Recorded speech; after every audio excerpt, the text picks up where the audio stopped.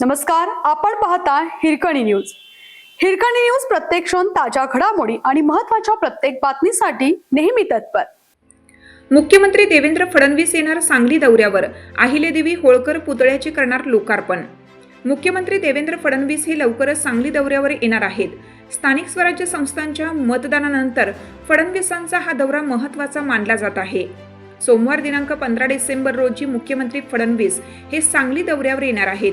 यावेळी पुण्यश्लोक राजमाता अहिल्यादेवी होळकर यांच्या अश्वारूढ पुतळ्याचा भव्य अनावरण सोहळा पार पडणार आहे. राज्याचे मुख्यमंत्री देवेंद्र फडणवीस यांच्या हस्ते अनावरण पार पडणार आहे.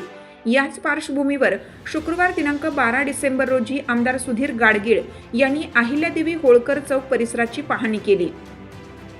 सांगली महापालिका क्षेत्रात प्रभाग क्रमांक 9 मध्ये पुण्यश्लोक अहिल्यादेवी होळकर यांचा अश्वारूढ पुतळा उभारण्यात आला आहे. या पुतळ्याच्या उभारणीसाठी तब्बल 1.5 कोटी रुपये खर्च आला आहे. कोट्यवधी रुपये खर्च करून उभारण्यात आलेल्या या भव्य अश्वारूढ पुतळ्याची उंची 21 फूट असून वजन सुमारे 4 टन आहे.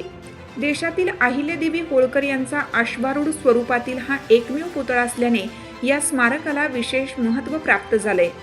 पुतळ्याच्या अनावरण सोहळ्याच्या अनुषंगाने आणि मुख्यमंत्री देवेंद्र फडणवीस यांच्या दौऱ्यामुळे सांगलीमध्ये प्रशासन जोरदार तयारीला लागलं आहे. पुतळ्याच्या परिसरातील सुशोभीकरण, रस्ते दुरुस्ती, प्रकाश योजना, वाहतूक व्यवस्था, स्वच्छता इत्यादी कामे करण्यात आली आहेत. मुख्यमंत्री येणार असल्यामुळे या सर्व कामांचा आढावा आमदार सुधीर गाडगीळ यांनी घेतला. यावेळी त्यांच्यासोबत प्रशासकीय अधिकारी, पदाधिकारी, कार्यकर्ते, समाज बांधव आणि नागरिक उपस्थित होते.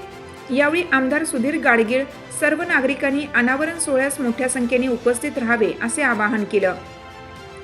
यावेळी महापालिका अतिरिक्त आयुक्त राहुल रोकडे, राष्ट्रवादी शहर जिल्हाध्यक्ष पद्माकर जगदाळे, माजी नगरसेविका रोहिणी पाटील, मनोज सरगर, विष्णू माने, संतोष पाटील, मनगू आबा सरगर, अतुल माने, भोपाल सरगर, अमित देसाई, दरिबा बंडगर, सूरज पवार आदी पदाधिकारी, मनपा अधिकारी, विविध मंडळाचे पदाधिकारी, कार्यकर्ते आणि नागरिक उपस्थित होते. शेतकऱ्यांसाठी आमदार रोहित पवार यांनी विधिमंडळामध्ये आवाज उठवला आहे. याबाबत माहिती देताना ते म्हणाले की शेतकऱ्यांच्या नुकसानीवरून पॅकेज हा 3 अक्षरी जादुई शब्द वारंवार समोर आणला जातो. मात्र वास्तवात तो किती उपयोगाचा याचा थांगपत्ता नसल्याची तीव्र खंत आमदार रोहित पवार यांनी व्यक्त केली. शेतकऱ्यांची परिस्थिती आज अत्यंत दयनीय आहे. पॅकेजच्या नावाखाली त्यांची गळचेपी होऊ देणार नाही. शेतकऱ्यांना जाहीर झालेले पॅकेज ही केवळ दाखवणूक आहे का, हे तपासण्याची वेळ आली आहे. भरपाई पूरक नाही आणि शासनाचे धोरण शेतकऱ्यांचे जीवनमान उंचावणारे अजूनही दिसत नाही, अशी भूमिका रोहित पवार यांनी घेतली. आपल्या हिरकणी न्यूज चॅनलला लाईक करा, शेअर करा आणि सबस्क्राईब करायला विसरू नका आणि रहा अपडेट.